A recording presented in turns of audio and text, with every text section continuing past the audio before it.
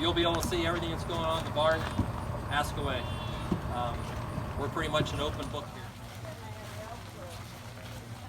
We'll see these guys fight off and on in their pen. So each pen you always have what they call the boss hog. Well, the demonstration farm was put together to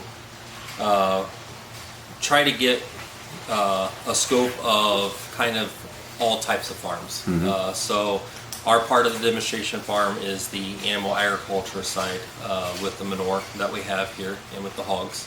And with the grain operation that we have, kind of that mid-size farm here that you would kind of see in Ohio. Now, why did you want to become part of the project, the demonstration project? Sure. Well, 2014 happened with Toledo, and we kind of all watched, on television on how it was unfolding. When Toledo happened, it all kind of, I guess, took us by surprise a little bit on the magnitude of it. Animal agriculture has always, we're not that big of a, out of all agriculture, we only account for maybe 15 to 20% of the nutrients that are applied.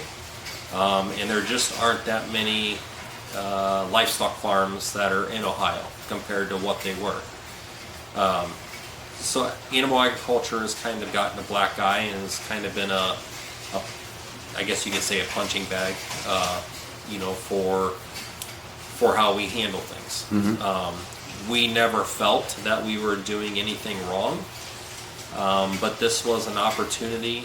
When the Farm Bureau and NRCS came to us, we said, all right, we don't feel that we're doing anything wrong, but the only way that we're ever going to prove that we're doing things right is to get the system installed here and to have them come look and see what practices we're doing and how we can, benefit not only ourselves but benefit, the Lake Erie, western basin. The injection is how we apply our manure to the ground.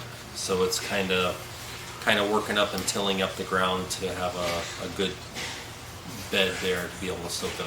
The gates can be put on any ground really that is flat enough to be able to handle. For us, it's kind of a twofold because we're able to keep back our manure and be able to close that when we're applying manure. That way, if for some reason there was a spill or we had a big rain event, we would be able to have those closed to where we wouldn't run the risk of having manure go into the creek.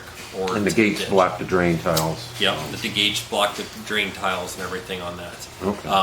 But also in a dry year, if we were to get a big rain and it had been dry, we can keep that water back maybe for an extra 7 to 8 days. That would allow the root system to be able to possibly get some extra benefit of that. Yeah. Every acre that we put manure on, we're going through and pulling soil samples ahead of the manure. Once we send that into our lab, we'll get those results back of what our phosphorus levels, our NP and K levels are on that field.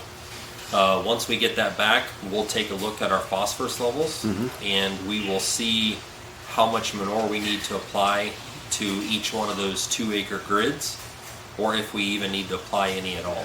What should be done in terms of the lake and the nutrient runoff? There's no real, do these 3 things and it's going to clear itself up.